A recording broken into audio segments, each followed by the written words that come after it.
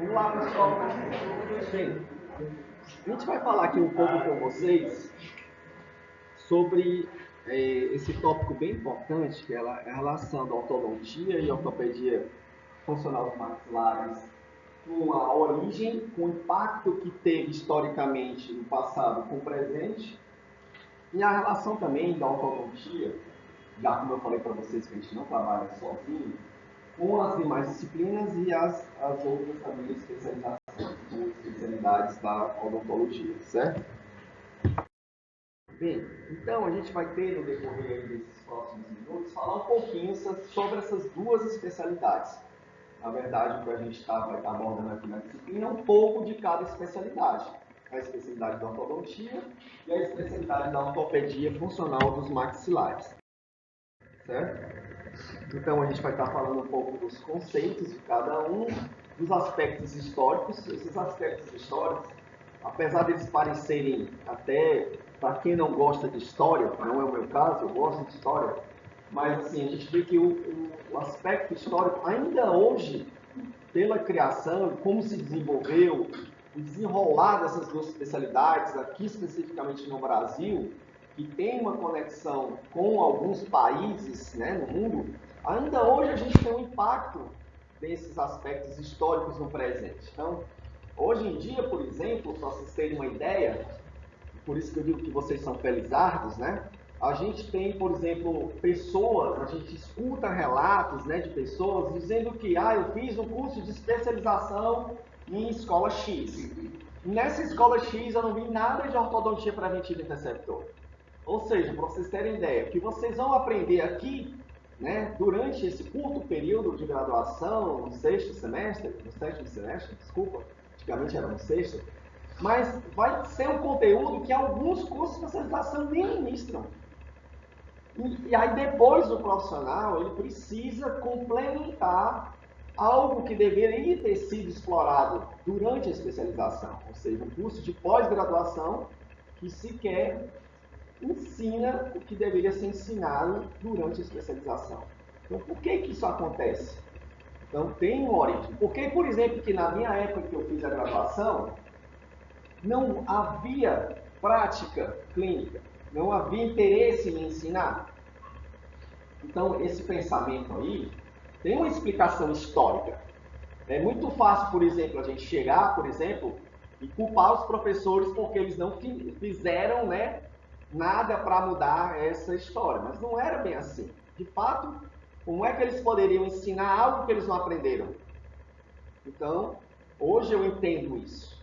Né? Eu entendo porque muitos colegas dizem assim, eu passei pela disciplina de ortodontia e não aprendi nada. Né?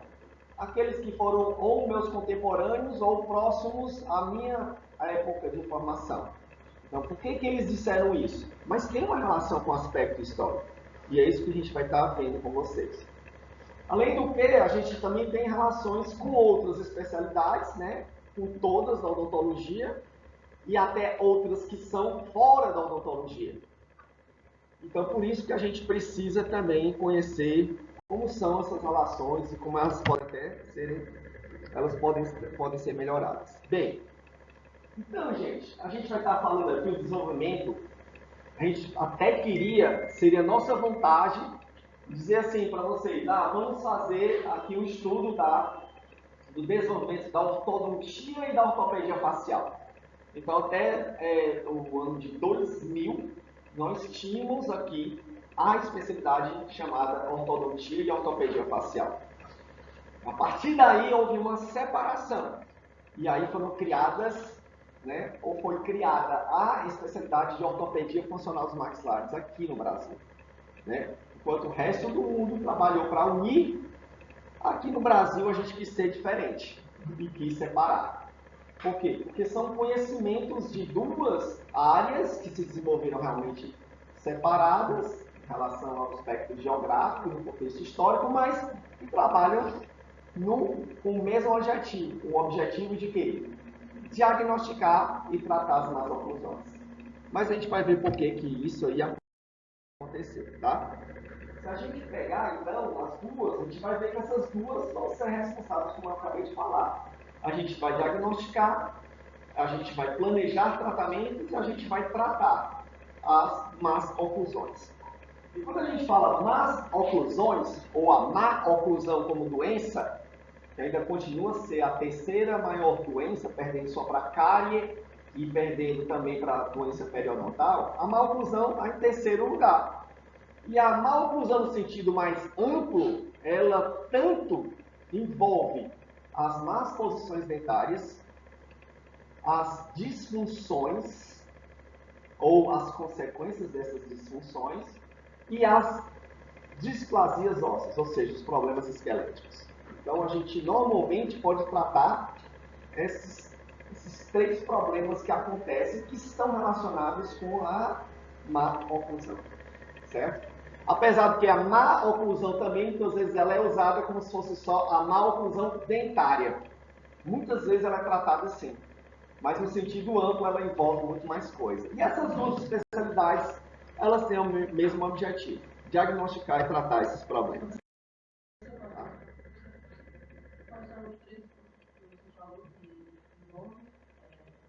As más posições dentárias, as disfunções e as displasias ósseas, certo? Que aí, nesse caso, são as más relações entre as bases ósseas, ou com o crânio, ou entre si. Bem, a ortodontia, pessoal, ela surgiu, né? E com um conceito restrito, de fato, a tratar os problemas dentários. Enquanto a ortopedia funcional dos maxilares, quando ela surgiu, não era para tratar especificamente as más posições dentárias, mas ela surgiu para tratar os problemas funcionais que acarretavam os problemas esqueléticos, que acarretavam os problemas dentários. Então veja que a ortodontia, se você for pegar o significado estrito dessa palavra, orto quer dizer correto, e dontia, dente. Então seria a correção do dente, né? Então, esse termo que veio aí com uma origem específica era para dizer assim, ó, a gente vai estar corrigindo a posição do dente. E esse termo, né, essa terminologia foi muito utilizada pela escola americana, certo? Já a ortopedia funcional dos maxilares, que não tinha especificamente a missão de tratar os problemas dentários em si, ela tratava as disfunções que tinham relação com o mau desenvolvimento dos ossos, e esses ossos, quando não estavam no tamanho correto ou bem posicionados entre si, causavam os problemas dentários. Então, eles não estavam interessados diretamente nas posições dentárias. E eu não sei se vocês já repararam, mas toda vez que vocês veem um filme americano, vocês veem algum ator com dente torto? Mas quando vocês veem os atores europeus, vocês veem? Por quê? Porque na Europa, ainda hoje existe essa cultura de que dente torto não é sinal, certo, para eles de problema. O problema pode ser outro, mas não realmente a parte dentária. Não sei se vocês se lembram, uma imagem que circulou aí, veio assim, quase até meme, um técnico da seleção francesa, né? E ele, ao sorrir, mostrou assim os dentes bem esteticamente desvalidos. Depois que ele ganhou a Copa, os dentes ficaram bem bonitos, né? Mas lá eles não têm muita preocupação quanto à estética, quanto os americanos têm. E vocês já repararam que aqui no Brasil a gente tem eles têm muita preocupação com a estética dentária? Não é verdade? Por que será isso? Porque se a gente tivesse um pensamento ligado com a Europa, ninguém está muito preocupado se os dentes estivessem tortos ou não, não é isso?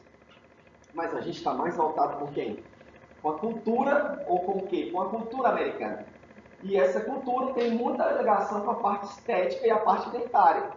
Então, por conta disso, já é um sinal aqui de que a gente tem sempre feito muito mais uma adaptação, vou dizer nem porque é um Ctrl-C, Ctrl-V, mas uma adaptação do que vem dos Estados Unidos a gente tem feito, né? Quantos de vocês aqui, eu pergunto, têm escutado música francesa, alemã, italiana, mas americana todo mundo escuta, não é verdade? Eu sei porque os meus filhos estão sempre escutando também músicas em inglês, mas pouco em francês, porque essa ligação com os Estados Unidos é bem maior. E por conta disso, pessoal, a gente não teve muito contato com a ortopedia funcional dos maxilares. E tem mais a dizer em relação a esses aspectos históricos, né? A gente pode dizer que a ortodontia já vem sendo executada há muito tempo, né? Muito tempo antes, inclusive, dela ser considerada científica, né? Tanto a ortodontia como a ortopedia funcional dos maxilares. Mas foi a Pierre Fauchard, não sei falar francês corretamente, ó, porque eu escuto mais um inglês, né? Mas se atribuiu a Pierre Fauchard um dos primeiros aparelhos ou dos tratamentos do livro que ele lançou, em 1728. Então, nessa época, a França era que ditava, né, o que acontecia de melhor no mundo. Nos Estados Unidos, nem assim existia, pelo menos ninguém dava muito valor. E tem livro também, gente, dizendo que ele tratava só o alinhamento dos dentes. Então, isso aí é muito importante para saber. Inclusive, a gente tem o título de cirurgião dentista, não sei se vocês sabiam, por conta dele, ou por conta da escola francesa. Então, cirurgião dentista vem de um termo criado lá na França por Pierre Fauchard. Vocês sabiam disso? Então, essa aula já valeu por isso, né? Pelo menos. Então, aí eu acho engraçado. Aí veio um americano em 1825, ou seja, um século depois, né? E aí ele começou a lançar algumas ideias importantes em relação ao tratamento ortodôntico. E ele falava, pessoal, muito em relação à questão de diagnóstico e planejamento, mas também, tratar fissurados, ou seja, aquelas pessoas, né, que tinham problemas bem severos, não era só problema dentário, era problema esquelético.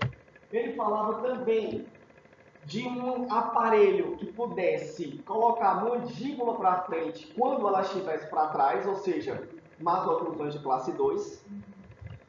E também ele utilizou um aparelho para aqueles casos também de classe 2 em que a maxila estava muito para frente, muito protraída.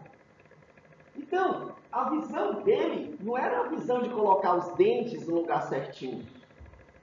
A visão dele era mais ortopédica. Era estimular o crescimento mandibular, era travar ou restringir o crescimento da maxila quando estivesse grande, por meio de aparelhos removíveis. Então, isso foi em 1825. Ele, inclusive, lançou um livro, né, que seria tanto problemas de respiração bucal, como problemas de hábitos de sucção de polegar. E, além disso, as deformidades das bases ósseas, né, ou maxilares, e dentes que estavam desalinhados ou dispostos de forma irregular. E olha os aparelhos que ele utilizava naquela época, pessoal. Um aparelho extrabucal, para quando a maxila estivesse muito protraída, um apoio aqui que poderia ser na nuca ou na cabeça. E ele também idealizou expansores, para quando a maxila estava muito fechada. Então, normalmente, quando as crianças, por exemplo, têm um hábito de chupar dedo ou outros dedos, respirar pela boca, interpor a língua durante a degluição, normalmente a maxila vai contraindo. E aí o que acontece? Ela precisa de expansão. Então, ele realizou um aparelho nessa época para quê? Estimular o crescimento transversal e muitas vezes até facilitar a recuperação da respiração nasal. Isso a gente vê e a gente ainda usa hoje em dia. Então, para mim, são caras que, assim, foram visionários. Eles ultrapassaram a barreira do tempo. Então, eu coloquei aqui esses dois casos para mostrar para vocês aparelhos que a gente usa, que são criados ou foram criados por ele.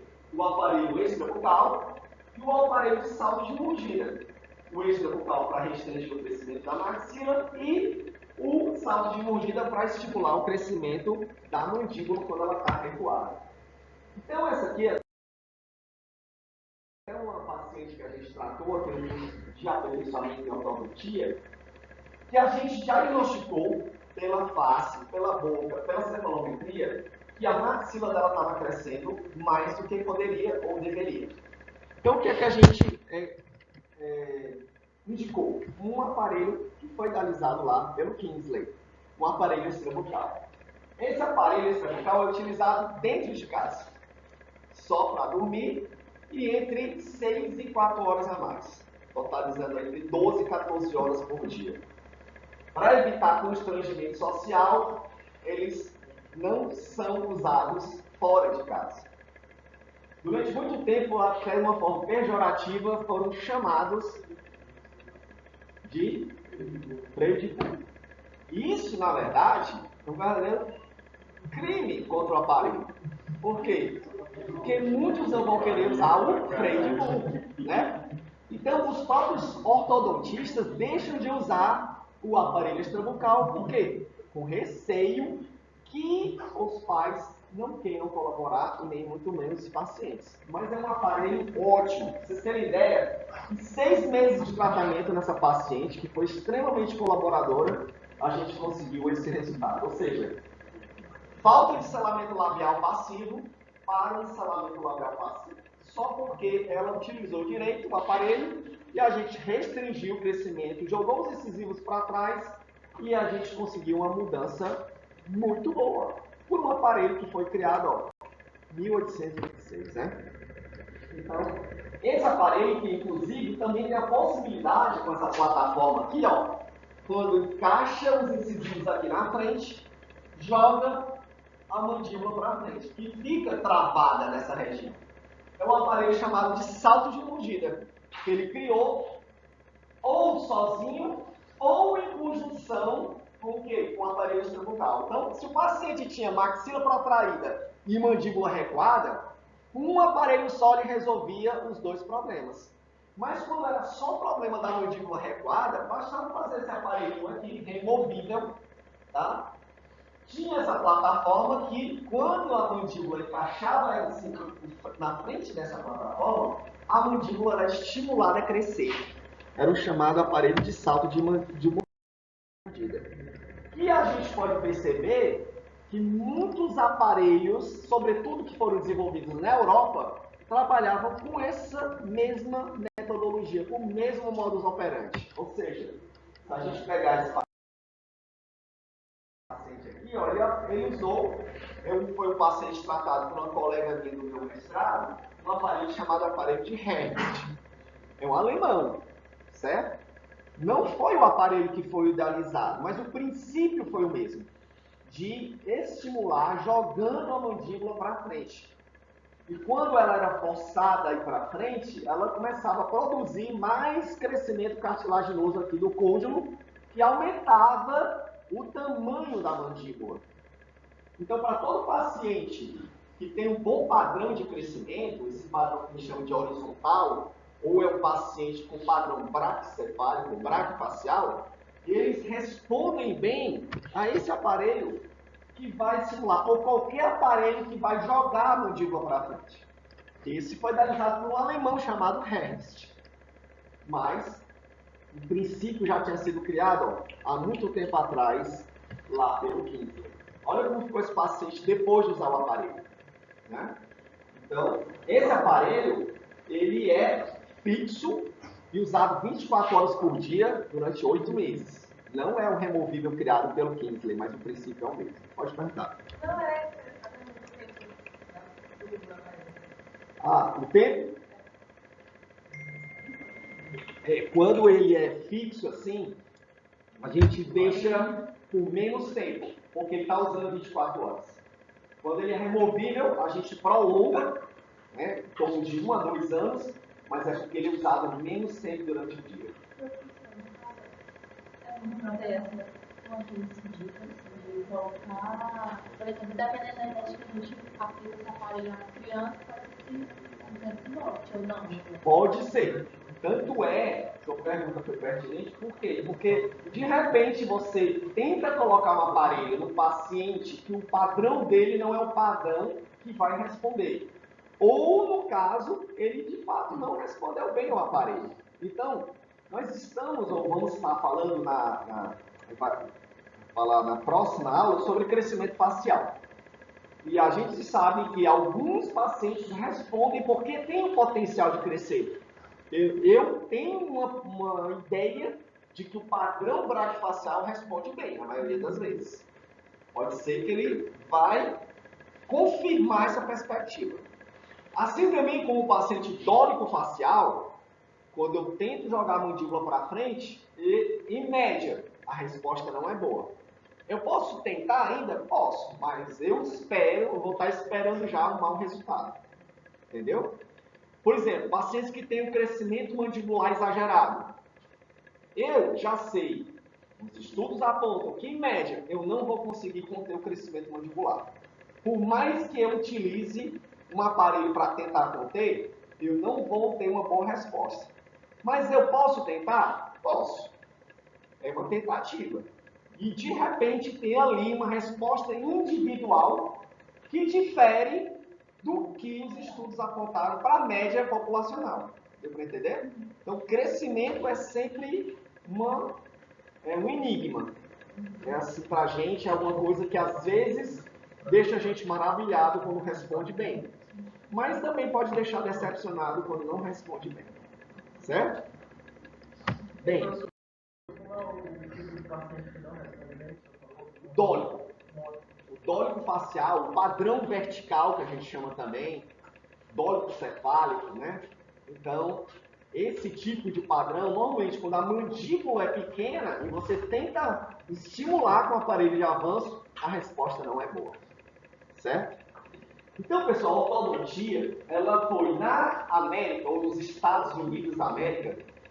Uma das minhas filhas até fica indignada com o pessoal, porque eles podem ser chamados de americanos e a gente não, né? De fato, nós somos americanos do sul, e eles são americanos do norte. Mas os americanos do norte, eles criaram em 1900 a primeira especialização da odontologia. E tem muitos que têm muito orgulho disso aí, né? Foi criado, inclusive, por Engel. E naquela época, o Engel, que logicamente não era originalmente ortodontista, porque ele criou a primeira especialidade, né? Mas ele era muito mais protesista, mas gostava muito de trabalhar em oclusão e começou a trabalhar muito com os aparelhos.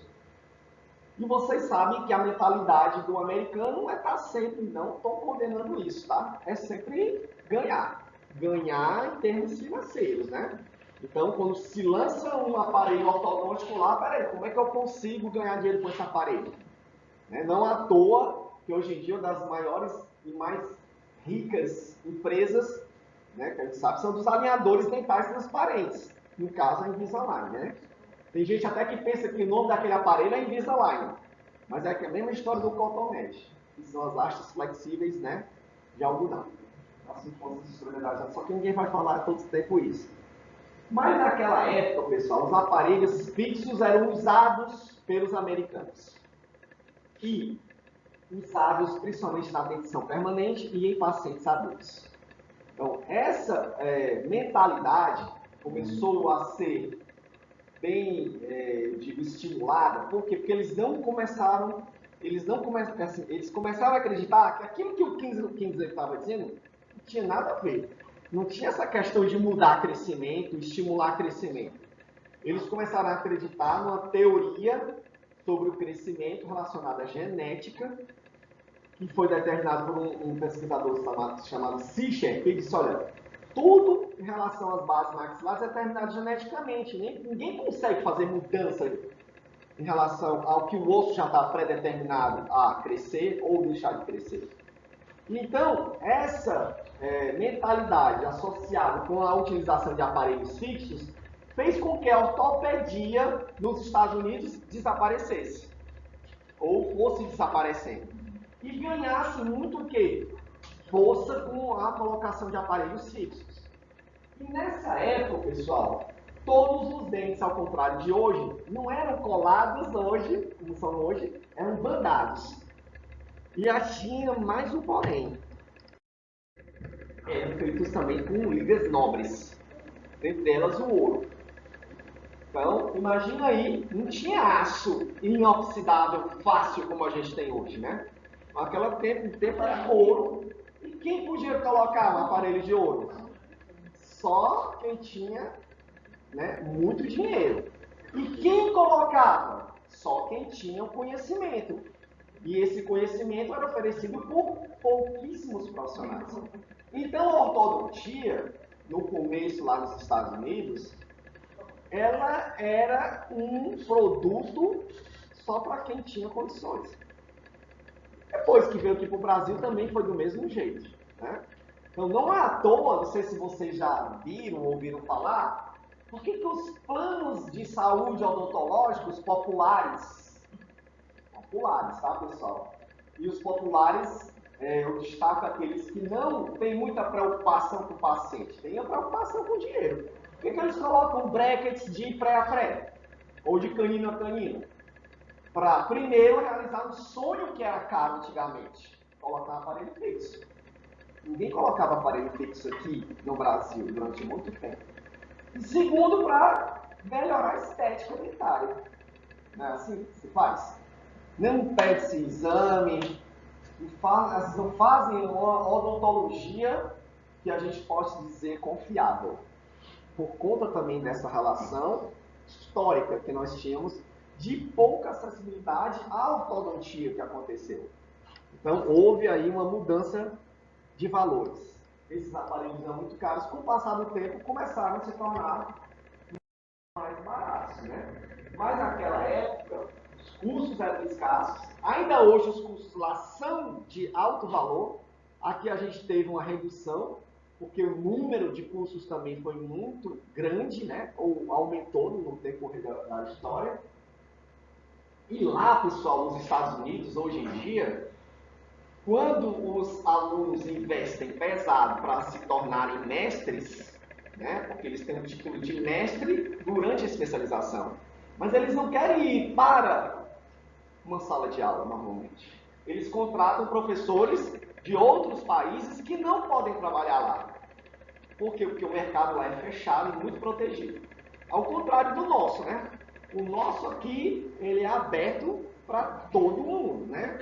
A pessoa vem aqui de um outro país, pede uma revalidação do diploma, aí a universidade libera rapidinho, mais um profissional vai trabalhar no nosso mercado. Então a gente não tem uma proteção dos nossos próprios profissionais. Fora o número de cursos que tem, né? Que existe assim, na última contagem que eu fiz, parece que nosso estado tem uns 19 cursos de odontologia. Né? Na época que eu fiz graduação, só tinha um, que era federal. Depois apareceu o Unifor, aí depois um monte de outras graduações tem. Então a concorrência é grande. E logicamente que aí vem cursos de ortodontia também. Certo? Então, a gente percebe que lá ainda existe essa proteção. Não à toa os ortodontistas são os que mais ganham dinheiro na especialidade, né? E aí, com isso, pessoal, a gente tem também um autoestímulo das empresas, que também querem ganhar. Então, os profissionais lançam brackets. Os brackets vêm acompanhados com os fios, que vêm acompanhado com os elásticos, que vêm acompanhado com um monte de coisa. Você compra aquilo ali, que é chamado de filosofia. A filosofia do profissional tal. Aí sempre tem o nome do criador, né? Então, eles estão também ganhando com isso. Nada contra, tá, pessoal? A gente só tem que ter o cuidado que, às vezes, nem tudo que reluz é ouro.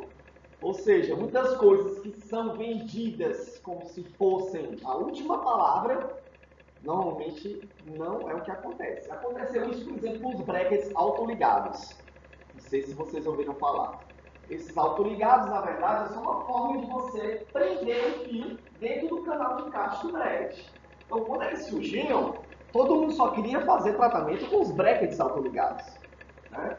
Aí, depois surgiram os mini implantes e foram ótimos. Até hoje são uma forma de ancoragem muito boa que a gente consegue colocando dispositivos nos ossos. E a gente reduz bastante o tempo por conta da redução dos efeitos colaterais. E mais atualmente apareceram os aparelhos dentais transparentes. Os alinhadores dentais transparentes. Né? No caso, uma empresa se destacou, certo? E essa empresa, de fato, tem um know-how muito bom, mas mesmo assim, a gente sabe que em alguns movimentos, quando comparados ao aparelho fixo, a gente tem uma previsibilidade chegando até 30% do que um fixo faz, um alinhador vai fazer. Mas isso, algumas vezes, não é passado para o paciente. Né? Por quê? Porque ele quer ganhar. Então, a gente tem sempre que olhar com uma certa cautela, eu digo em relação à ortodontia, mas talvez em outras áreas também. E que alguns produtos são lançados por conta só de ser uma novidade, né? E aí, consequentemente, a gente acaba comprando. Fica aí o alerta para vocês, tá, pessoal? Mas isso acontece, vai sempre acontecer, né? Então, a ortodontia, de fato, com aparelhos corretivos, é excelente. Quer seja com alinhadores, quer seja com aparelhos corretivos fixos, mas vai alinhar e nivelar muito bem os dentes, né? Só que a ortodontia americana, até mais ou menos a década de 80, ela localizava sua atenção muito na parte de aparelhos ortodônticos corretivos. Mas eles começaram a perceber que uma ortodontia tinha sido desenvolvida na Europa, chamada de ortopedia funcional dos maxilares. E eles começaram a querer conhecer o que tinha sido desenvolvido, o que estava sendo desenvolvido lá. E eu pergunto para vocês, por que vocês acham que só na década de 80 isso aconteceu? Já que eles estavam também fazendo lá o tratamento também das más oclusões na Europa. Mas nos Estados Unidos, eles estavam fazendo muito mais com aparelhos ortodônticos corretivos fixos, brackets, fios, essas coisas. Mas alguma coisa começou a acontecer de diferente, que alguns profissionais começaram a ter contato com o que acontecia na Europa. A ortopedia funcional dos maxilares. E a partir da década de 80, os americanos, então, começaram a desenvolver também um tratamento que tinha sido desenvolvido ou estava sendo desenvolvido na Europa. Mas até então ninguém sabia. Né? Então eles perceberam que a ortodontia não era só colocar brackets, fios, alinhar e nivelar. Era muito mais que isso. Eles começaram a se lembrar, então, que um americano também chamado Kingsley tinha falado em ortopedia, né? Tinha falado em avanço de mandíbula, tinha falado em restrição de crescimento da maxila. Mas os americanos até essa época só pensavam nisso aqui, ó, brackets e fios, alinhamento, e é o que a gente pode fazer em termos de remodelação óssea, isso daí, tá? Então os Estados Unidos, de fato, têm ainda investido muito. Não à toa, por exemplo, a própria NASA, ela foi responsável pelos materiais que são usados à base de níquel-titânio, que é um material que tem que ser resiliente. Foi muito utilizado na indústria aeroespacial. Então, o fio que a gente usa maleável hoje, mole, inclusive até ele recebe uma influência térmica para disparar uma força, tudo isso vem da indústria americana. Isso é muito bom para a gente, né? E o Engel, a Engel foi a ele imputado o título de pai da ortodontia. Eu prefiro pensar que foi o Kingsley, mas a maioria pensa que foi ele, por quê? Porque ele criou a primeira especialidade, ele criou a primeira técnica de aparelhos ortodônticos corretivos. Vocês utilizam até hoje, e eu também, a classificação das más oclusões que ele colocou, classe 1, classe 2 e classe 3. Então, de fato, foi um visionário. Ele pensou além do tempo e os princípios que ele colocou ainda hoje são utilizados, né? Então, muitas coisas são atribuídas a Engel. E na Europa, pessoal? A Europa, então, trabalhou, vocês lembram, na ortopedia funcional dos maxilares. A preocupação não era posicionar os dentes de forma correta. O que é que eles queriam? Era estimular ou restringir crescimento ósseo trabalhando em cima das funções alteradas. O Anderson, Diego Anderson, certo? Ele criou um aparelho chamado ativador. Ele era norueguês. E aí, ele percebendo que a filha estava com a mandíbula muito recuada, ele disse, vou colocar um aparelho que vai jogar a mandíbula dela para frente. Naquela época não tinha acrílico. Era um aparelho feito à base de borracha, bem volumoso, que ela simplesmente dormia com o aparelho. Então ele colocou o aparelho e percebeu que a mandíbula realmente ficou lá na frente, depois que ele colocou o aparelho. Ele começou a desenvolver vários tratamentos com esse aparelho chamado ativador. Então, isso aconteceu lá na Europa. E aí, pessoal, esse conhecimento começou a se alastrar. O Rumpel, que é um alemão, ele entrou em contato com o Anderson, que era norueguês, e disse, rapaz, vamos então ensinar isso aqui agora na universidade. E esse tipo de tratamento começou também a envolver outros também pesquisadores alemães. Dentre eles, o Balters, que criou vários aparelhos chamados Bionators, o Binner, que realizou ou confeccionou e realizou outros aparelhos chamados modeladores elásticos, e o Frankel, outro alemão também, que realizou vários aparelhos também ortopédicos chamados reguladores de função. Então foram muitos aparelhos que tinham a missão de trabalhar na parte funcional, musculatura, posicionamento mandibular, para tentar mudar o padrão de crescimento que na verdade, cada pessoa tinha. Só que um detalhe, pessoal, todos alemães. E aí, isso aconteceu, né, no decorrer da década de 30 e 40. E a gente sabe o que aconteceu aí, né, nas décadas. Então, todos esses aparelhos foram desenvolvidos nessa época. São os aparelhos que tinham muito mais a missão de oferecer para grande parte. A maioria desses países eram países socialistas. Não eram países capitalistas, né? E eu não estou fazendo aqui, levantando nenhuma bandeira a favor do capitalismo nem do socialismo, certo, gente? Eu sou a favor das duas coisas. Se a gente tivesse um governo como dinamarquês, finlandês, norueguês, que trabalham com essas coisas juntas, para mim seria o paraíso, né, aqui no Brasil. A gente nem precisaria estar alternando o voto. Mas lá eles queriam só melhorar a qualidade de vida.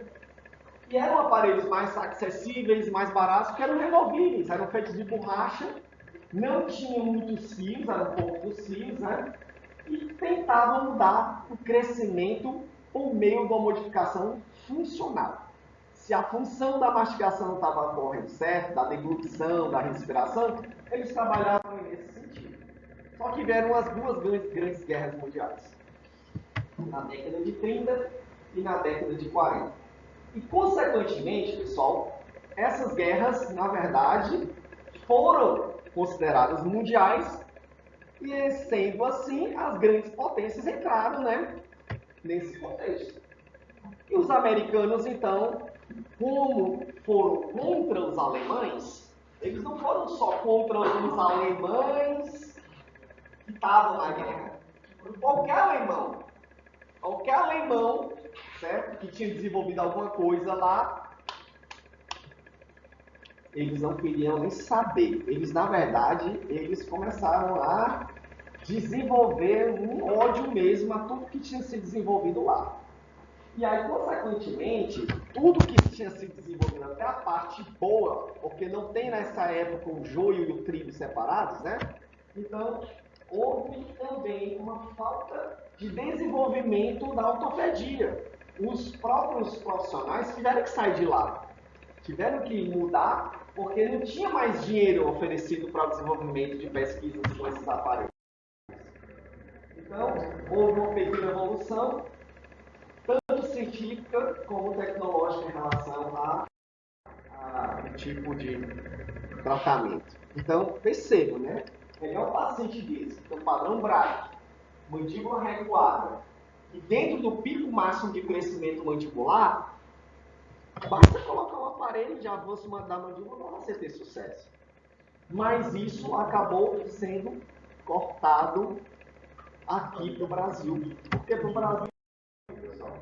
Porque começou uma briga entre ortodontistas e ortopedistas. Os ortodontistas queriam muito na genética. E a mente, não dava para fazer nada. Já os ortopedistas, eles acreditavam que tudo dava para fazer. Só a ciência para resolver isso. Mas como? Se tinha guerra lá, não tinha mais dinheiro para desenvolver. Então, alguns profissionais, principalmente esses que vocês estão vendo, o Kingsley não, mas o Engel, o Case, o Tweed, o Berg, o Ricketts, eles se preocuparam muito com a ortodontia fixa. Só com o McNamara e antes dele o Moyers, que abriu aí uma janela para o intercâmbio com a Europa. Né? Esses todos aqui, eles estavam trabalhando só com a ortopedia funcional dos maxilares. Então o McNamara começou a ver o que o Frankel estava fazendo. O Moyers começou a perceber, né, estudando o crescimento, que era possível estimular o crescimento mandibular. Então esse intercâmbio começou a acontecer, mas aí na década de 70 para 80. Tanto é que em 1985, até a maior revista, ainda hoje, americana, mas em 85 eles mudaram o nome para colocar também, além de ortodontia e ortopedia dentofacial. Então eles colocaram esse termo dizendo, agora a gente está preocupado com as duas coisas. E no Brasil, o que aconteceu, gente? No Brasil a gente lia a mesma cartilha que os americanos pregavam, e até hoje é assim, né? Então coloquei esses sapinhos aí só para dizer assim que nós temos cantado a mesma música que os sapinhos americanos há muito tempo. O que eu aprendi na minha graduação? A gente pegava um articulador chamado taipodonte. Não é para colocar aparelho não, viu pessoal? Era só para colocar os dentes bem posicionados com a oclusão normal. Depois que a gente conseguia isso, que era o mesmo articulador disponibilizado para 3 turmas, que trabalhava segunda, quarta e sexta, quando todo mundo conseguia esse feito, o que a gente fazia depois? Ah, vamos ver algum aparelho? Não, vamos fazer moldagem do articulador e recorte de modelo. Então cada um pegava o seu modelo e ficava lá, tinha um ângulo certo para cortar. A gente passava mais ou menos uns 2 meses só para cortar modelo. Era mais ou menos 2 meses para isso, 1 mês e meio com isso aqui, aí pronto, o semestre acabava quando a gente não tinha greve, porque naquela época tinha muita greve, né? Resultado, pessoal, a gente não aprendia nada. Mas por que não aprendia nada? Porque o Engel disse, rapaz, ortodontia é para especialista. Então, se é para especialista, o que a ortodontia vai estar fazendo na graduação? Na graduação ninguém é especialista, é generalista, na verdade. Então, com isso, a mentalidade era oferecer só conhecimento teórico para a graduação, todas as graduações. E muitos profissionais, eles tinham muito mais contato com a ortodontia americana. Ia fazer, por exemplo, um curso aqui de mestrado. Ah, onde é que eu vou? Eu vou fazer lá na Universidade Federal do Rio de Janeiro. E a Escola Federal do Rio de Janeiro copia quem? Ou segue quem como parâmetro?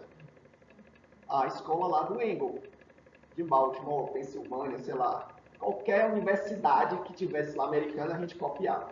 E por isso, gente, que muitos profissionais não tiveram acesso a nada da ortodontia. E muitos ainda hoje não têm. Até fazendo especialização. Por quê? Por conta do preconceito em relação aos aparelhos que foram desenvolvidos na Europa.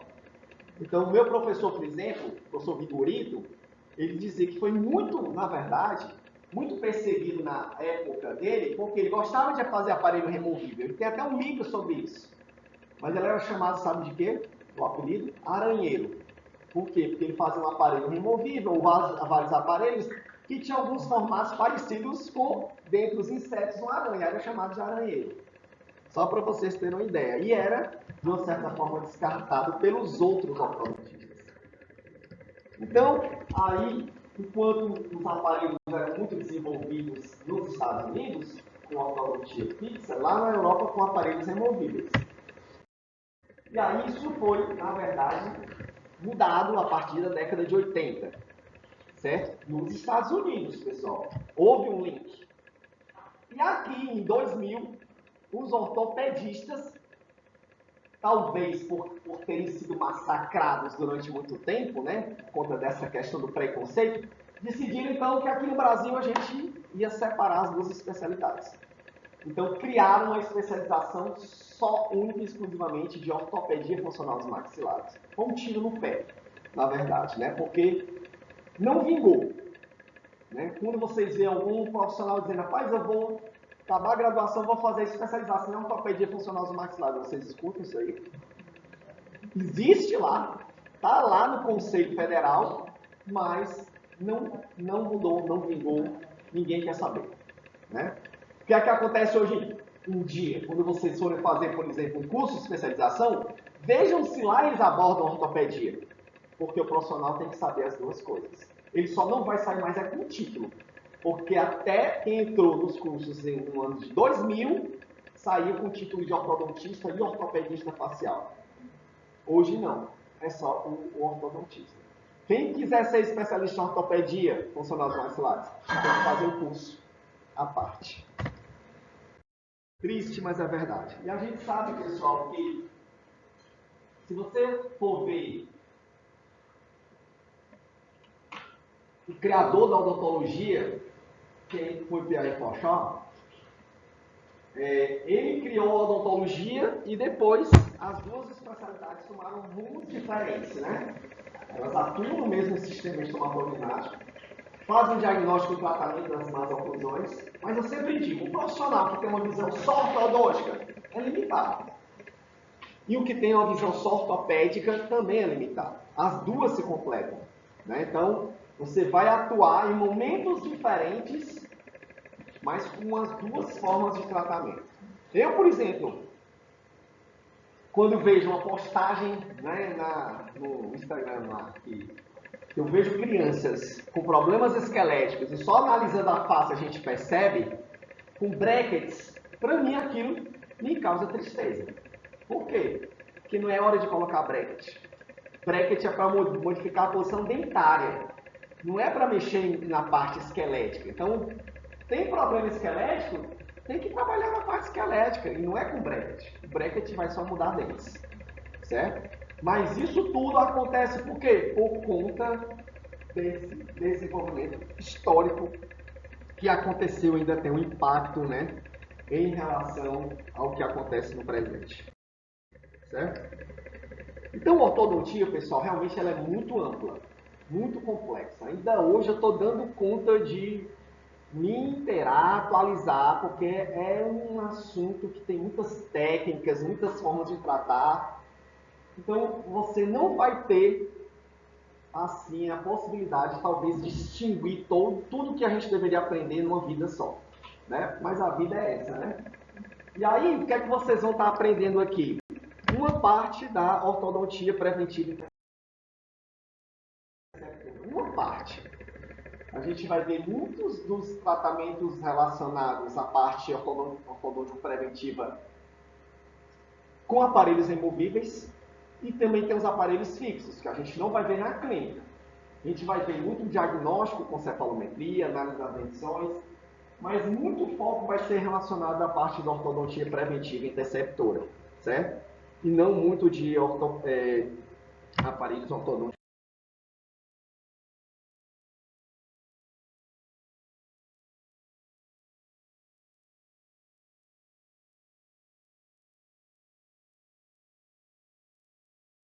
Fixos. Então, todos esses aparelhos que vocês estão vendo aqui, ó, vocês vão aprender a fazer. E tem uma aplicabilidade e vai ter, assim, a possibilidade de resolver um monte de coisa aí com esses aparelhos que podem ser desenvolvidos pelo próprio dentista, não especificamente pelo especialista. Certo? Então, uma placa para hábitos, uma placa de contenção, uma placa que tenha a finalidade de expansão, tudo isso aí a gente vai poder estar vendo. Mas, logicamente, que a gente precisa entender, primeiro, como diagnosticar os problemas. Dividir, separar o que é problema esquelético, o que é problema funcional, o que é problema dentário, certo? Para que a gente possa, então, fazer o planejamento e aí sim tratar quando a gente pode essas más oclusões em pacientes em crescimento, certo? Então, para que a gente tenha uma boa resposta da utilização, esse aparelho tem que ser bem confeccionado. É por isso que a gente vai estar oferecendo esse conhecimento da elaboração e confecção. E tem alguns assuntos que vão ser base para a gente. A gente vai dar só uma pincelada aqui para vocês, rapidamente, mas esses assuntos vão ter, esses aspectos teóricos, vão ter a relação com os clínicos e tem a relação direta com os laboratoriais, né? Então, falando um pouquinho, a gente vai ver essa parte da ortodontia preventiva e preceptoras. O importante é a gente saber como acontece o normal em relação ao crescimento, saber as limitações e possibilidades ortopédicas relacionadas ao crescimento facial, saber como a oclusão se desenvolve da dentição decídua até a dentição permanente, sabendo o que é o normal, para a gente identificar o anormal. E depois, sabendo o que é que causa as más oclusões normalmente. para a gente saber até que ponto a gente vai poder resolver ou não.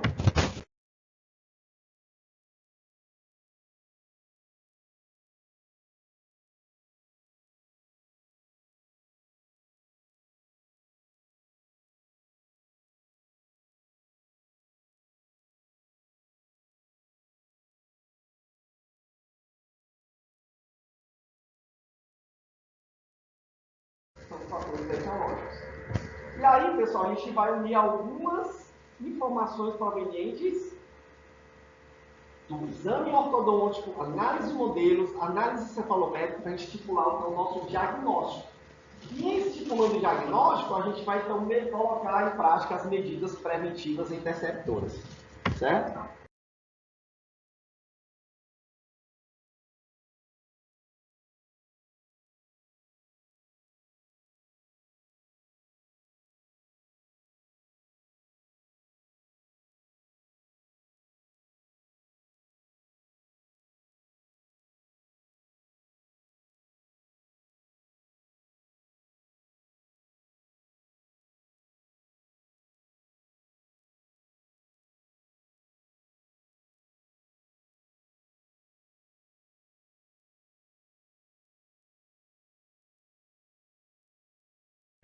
E essas medidas têm uma relação direta com o crescimento.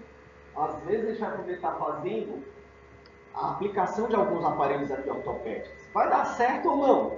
Só se a gente estudar crescimento a gente vai saber. Né?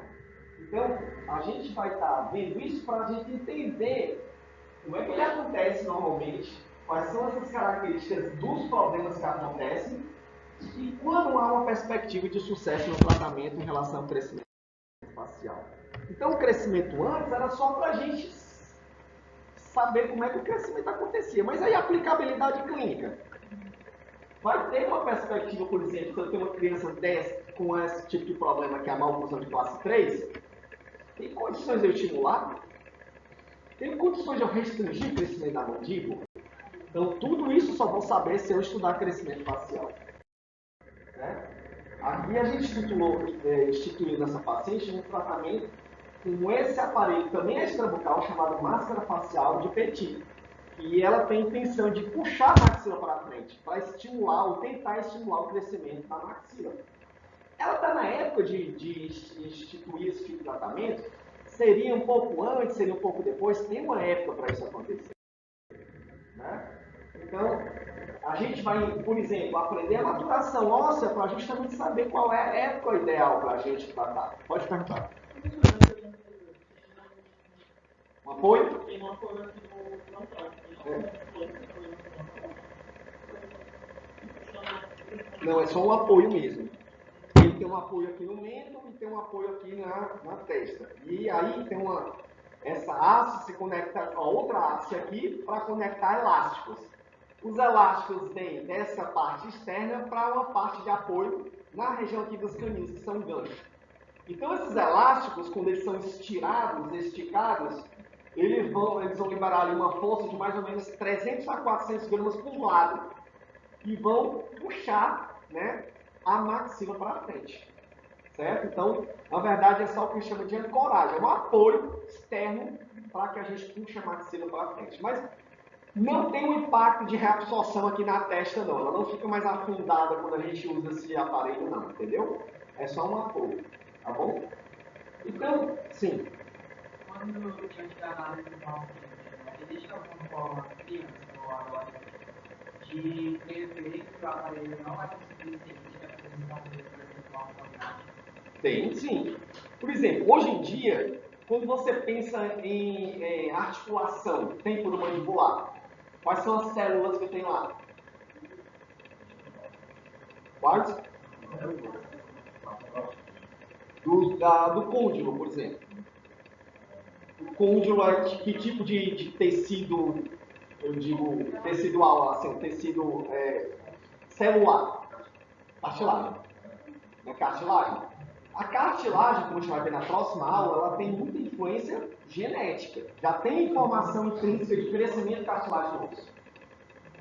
Então, quando é genética, já tem essa informação, fora isso, ainda vem influência hormonal, que é epigenética, e vendo de longe, que a gente chama de epigenética geral, são duas informações genéticas ali, influenciando o crescimento do côndilo, que vai se transformar no corpo mandibular.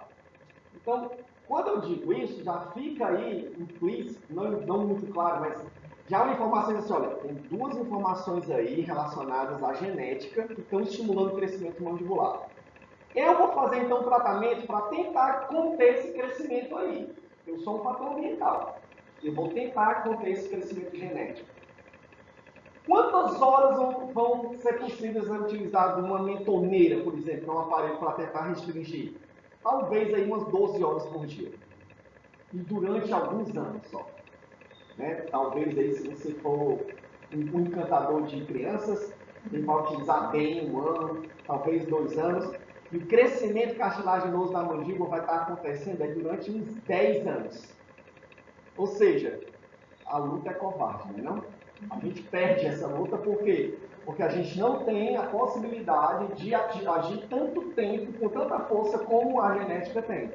Então a gente já sabe que quando é para conter crescimento mandibular, eu já posso adiantar essa informação aos pais de que muito provavelmente é o caso cirúrgico. E eu não vou conseguir fazer nada. Mas é melhor logo dizer, sabe? É melhor dizer. Tipo aquela historinha do gato que subiu no telhado. Já ouviu falar, né? Não? Vou só contar essa história e depois eu abro aí para você perguntar, viu? É assim, uma brincadeira. Tipo, Manuel tinha um gatinho, né?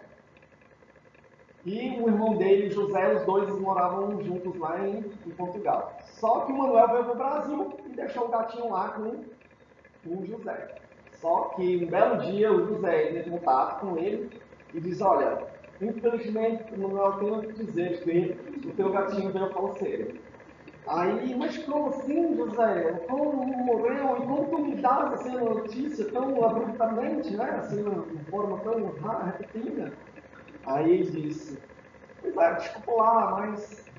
Pois é, Manuel, na próxima vez, então, tenha mais cuidado. Diga que primeiro, né, como poderia ser, o gatinho subiu no telhado. No outro dia, os bombeiros vieram, tentaram tirar, mas ele preparou a árvore. No outro dia, ele veio a cair. No outro dia, foi para o hospital. No outro dia, passou não sei quantos dias lá. E assim por diante, até um dia você me dizer que ele veio a falecer. Aí eu disse, tá bom, desculpa lá, eu não tive essa sensibilidade.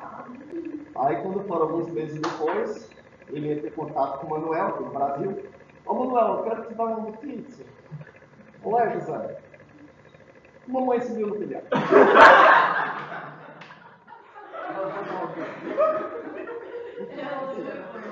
Você já vai dando a notícia, sabe?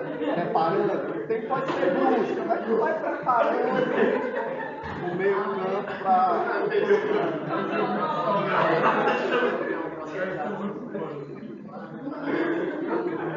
Pode perguntar. Em relação ao crescimento, eu entendi, mas e quando já está consolidado, por exemplo, o paciente tem mordida cruzada posterior?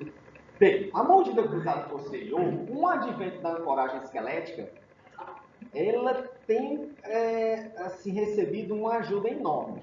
Só para você ter uma ideia, o paciente, quando chegava na idade dos 21 anos de idade, fatalmente ele tinha que receber um tratamento chamado expansão assistida cirurgicamente. Expansão rápida da maxila assistida cirurgicamente, né? Até em inglês a gente usa o termo chamado SARC. O cirurgião diz, vai precisar da SARC? Porque a SARC é uma expansão rápida, palatina, assistida por cirurgia. Ou seja, que tem esse benefício. Mas com o benefício agora dos mini parafusos, que a gente coloca 4 mini parafusos apoiados no expansor, a gente consegue muitas vezes romper a sutura sem a necessidade da cirurgia. Então vai depender do quê? Principalmente da calcificação da sutura, como é que ela está em cada paciente. Então depende muitas vezes da calcificação individual do que da cronológica. Quanto mais calcificada ela vai acontecendo lá para trás, mais difícil ela vai ser realizada. O prognóstico é pior. Aí a gente precisa da cirurgia de qualquer forma, entendeu? Então eu posso dizer que a ancoragem foi ótima nesse sentido. Em nos capacitar ainda a movimentar ou fazer expansões ortopédicas em pacientes adultos. Mas o melhor prognóstico, adultos jovens, do que adultos com idade mais avançada, tá? Então, pessoal, é bom a gente dividir esses 3 problemas, a maloclusão, dentária, funcional e esquelética, para a gente saber as nossas perspectivas. A gente vai ver essa análise da radiografia de mão e de punho, vendo a epífise da falange média, que tem epífise e a diástase, na verdade, essa articulação dos ossos da epífise e a diástase, vão nos mostrar se ele está aquém do pico máximo de crescimento puberal, ou em cima ou posteriormente a esse pico. Porque quando está aquém, o pico máximo de crescimento é da maxila. A gente tem bom potencial de crescimento na maxila.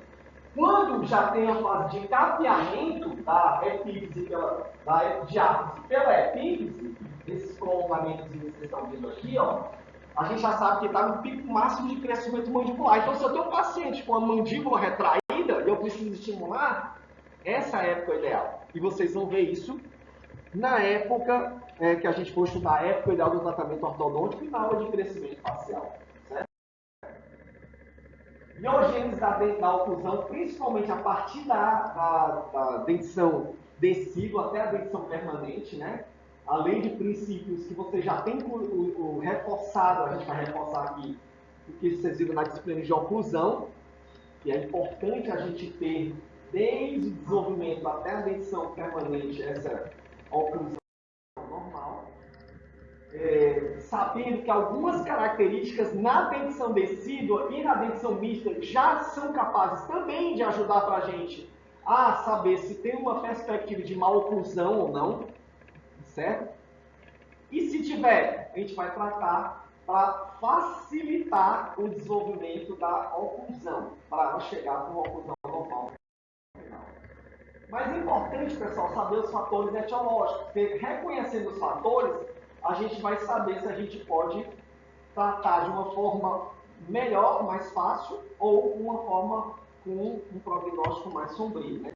Então a gente precisa saber os fatores etiológicos. A gente precisa fazer um bom diagnóstico. Para isso a gente vai fazer uma anamnese bem feita, realizar análise dos modelos e as radiografias, tanto panorâmica como a teleradiografia lateral. Então, da anamnese, que vocês vão ter uma aula só sobre isso com a professora Juliana, vocês vão colher um monte de informação relacionada ao aspecto desde o nascimento, características relacionadas à respiração, à deglutição, se já tem características de classe 1, classe 2 ou classe 3.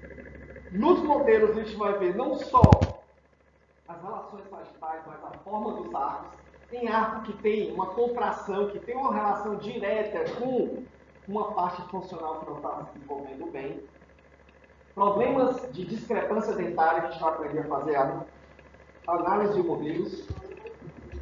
E a gente vai ver também algumas características, como sobressalência e sobremordida, se estão dentro das características de normalidade ou não, tá? Vocês usam muito o termo overjet e overbite, né? Bem, cefalometria, pessoal, a gente consegue fazer uma análise se as bases ósseas estão bem posicionadas com a base do crânio entre si e as posições dentárias. Então isso ajuda muito.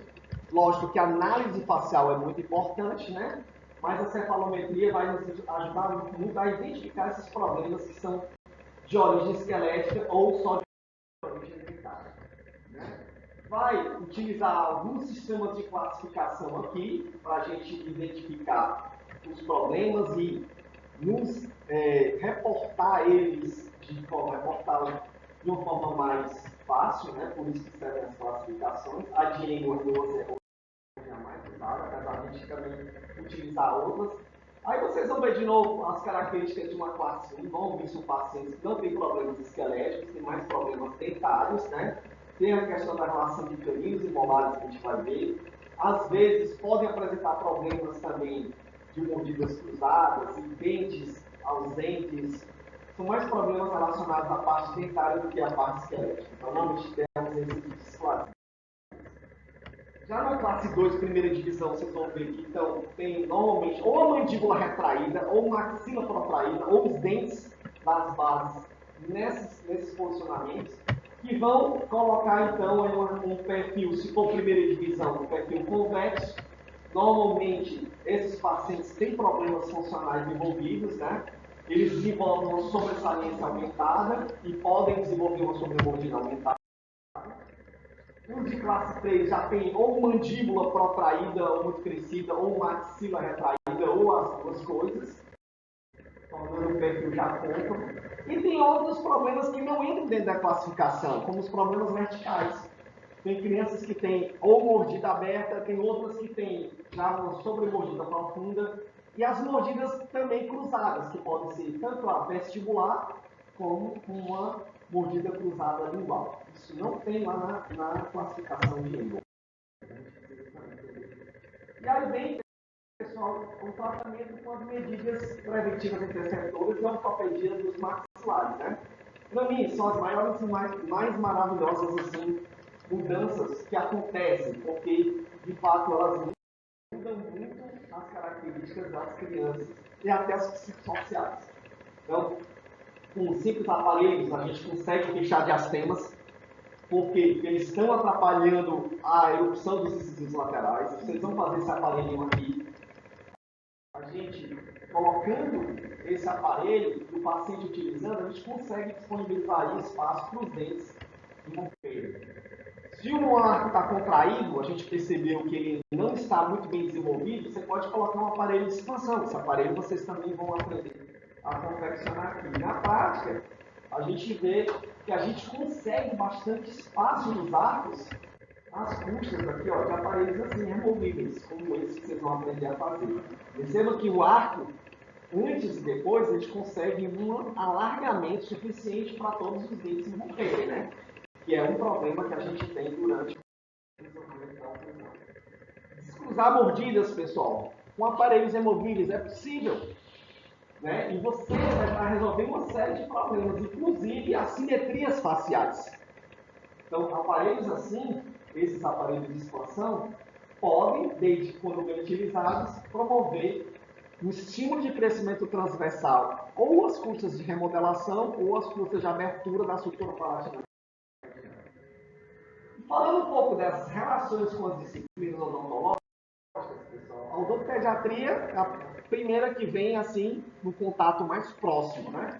Então a gente está sempre tratando as crianças, e aí nessas crianças a gente vai estar podendo fazer desde uma ortodontia preventiva, conservando os dentes descidos até a época da sua esfoliação natural, e quando não é possível, a gente pode colocar, mantenedores de espaço, se não houve a perda do espaço, só a perda do dente precocemente, né?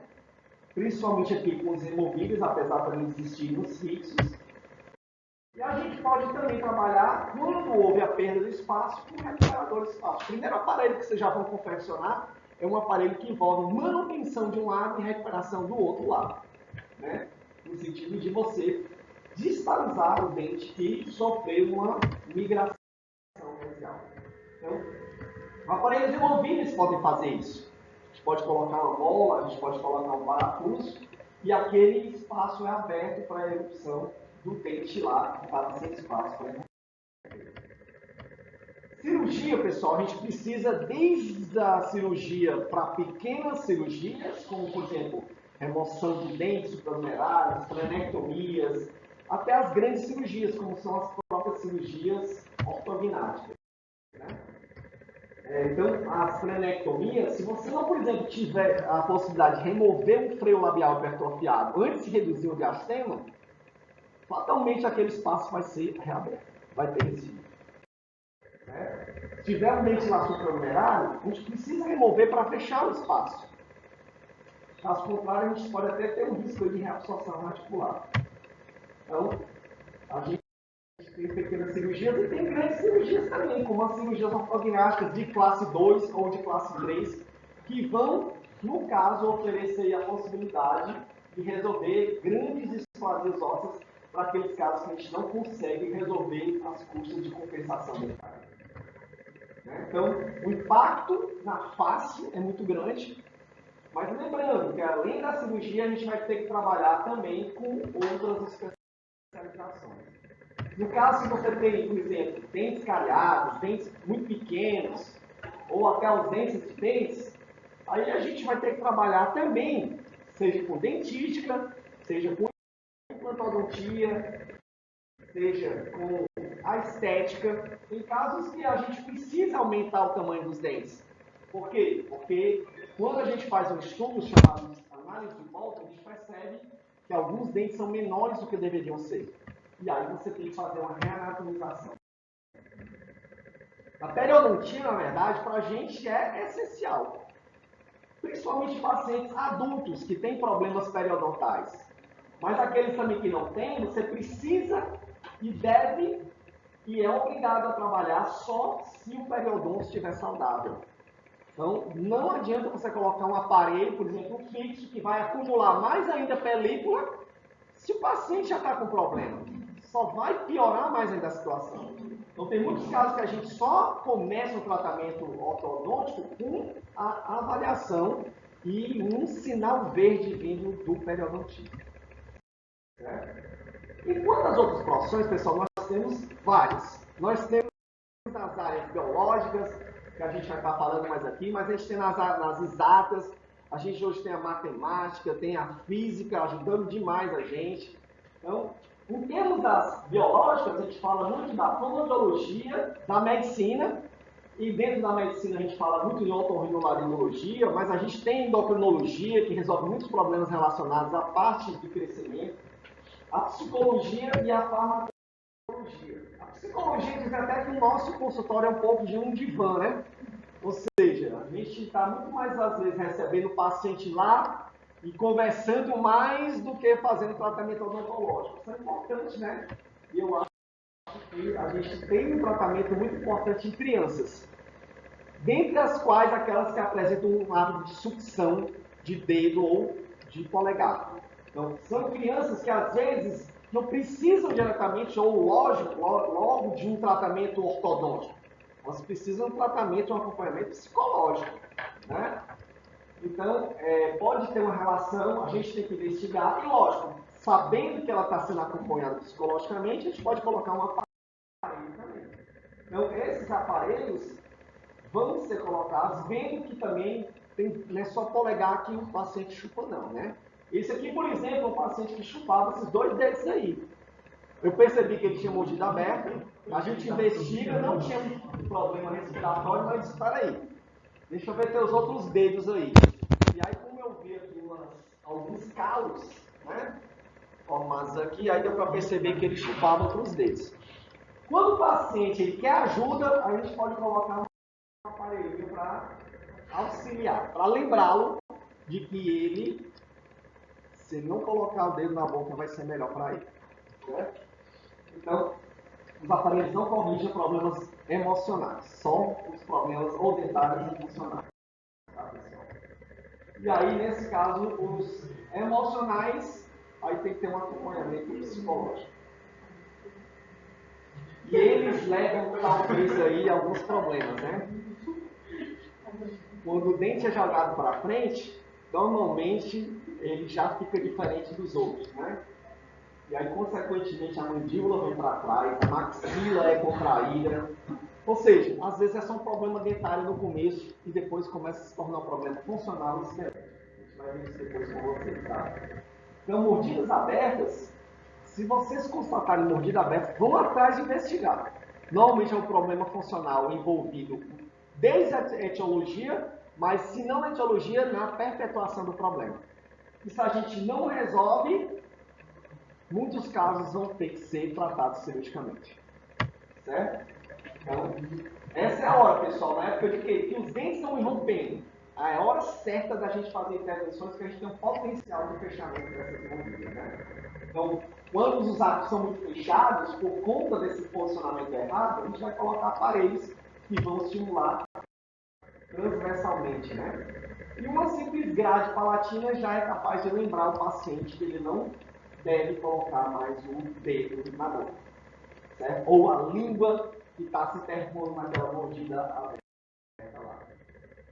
Então, lembrando que como é um problema que pode gerar problemas funcionais, Então, a gente tem que ter um tratamento multidisciplinar. Então, não é só o ortodontista. O ortodontista, ele tem que primeiro saber qual a origem, o fator etiológico, porque se for um problema de deglutição adaptada, a fonoaudióloga vai trabalhar no sentido de recuperar. Se for um problema de respiração bucal, o otorrino tem que diagnosticar, a gente tem que fazer alteração na forma e depois a fonoaudióloga tem que trabalhar no sentido de colocar a língua na posição correta. E esses problemas, pessoal, acontecem com todo mundo.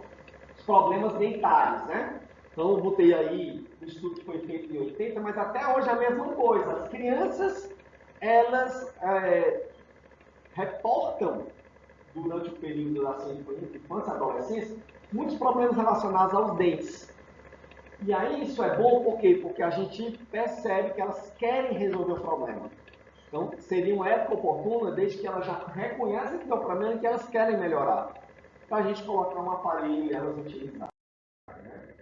Então, a otorrinolaringologia é uma das especialidades da medicina que nos auxilia muito, porque ela identifica problemas respiratórios. E, identificados, o médico vai administrar a melhor terapia. Pode ser medicamentosa ou pode ser farmacológica só. Nessa época, a gente vê que a farmacologia é muito importante. Então, pacientes respiradores bucais, que tem essas faces chamadas adenoideanas, eles têm um rosto bem comprido, falta de selamento labial passivo e esse aspecto de cansaço, né? Então, olheiras profundas, os lábios são finos e hipotônicos. E dentro da boca você vê arcadas muito contraídas, apinhamentos e mordidas cruzadas, que podem ser uni ou bilaterais. Então, quando você diagnostica, faz um trabalho conjunto, vê que o paciente está sendo acompanhado pelo otorrino, você faz a modificação ortodôntica. E se precisar, ele vai também trabalhar com a fonoaudiologia, porque pode haver na recidiva. Né? Então, ó, arcos contraídos, pessoal, também investiguem. Normalmente é problema respiratório ou algum hábito parafuncional que a gente precisa trabalhar. Então, a expansão vai ser uma forma de melhorar a respiração, mas não é garantia. E por isso que o otorrino tem que fazer, então, uma investigação para saber se o problema que a criança tem precisa de um tratamento cirúrgico ou um tratamento medicamentoso. Então, concluindo, pessoal, nossa aula, vejo que ortodontia e ortopedia tiveram realmente origens, um desenvolvimento diferente, mas a gente precisa dominar e ter conhecimento das duas. Para quê? Para que a gente possa oferecer o melhor para os nossos pacientes. Eu até considero que a gente tem aí um trabalho como se fosse uma obra de arte. Né? Então, o que a gente está fazendo nas bocas dos nossos pacientes não é só pelo ponto de vista estético, mas vai ter um impacto muito maior do que só a estética. A parte funcional, a qualidade de vida vai ser melhorada. E é para isso que a gente está aqui nesse mundo, né? Para melhorar e não para atrapalhar a vida dos outros. Vou disponibilizar então essa aula para vocês e o material didático para vocês também estudarem. Pode passar.